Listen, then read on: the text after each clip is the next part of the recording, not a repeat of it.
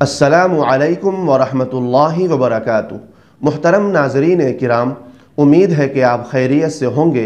अल्लाह आपको हमेशा खुश रखे। मुहतरम सामिईन किराम, मार्च 2025 के महीने में सऊदी अरब में ईद उल फित्र कौन सी तारीख को है, इससे मुताल्लिक फ़ाइनल और हतमी तारीख का ऐलान कर दिया गया है। आपसे गुजारिश है कि वीडियो को मुकम्मल देखें और रोज़मर्रा की हिजरी तारीख जानने के लिए हमारे चैनल को सब्सक्राइब कर लीजिए।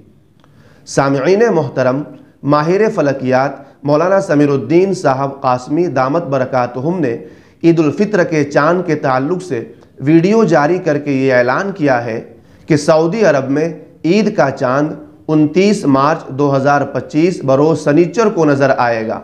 लिहाजा 30 मार्च बरोज़ इतवार सऊदी अरब में ईद होगी इंशाअल्लाह।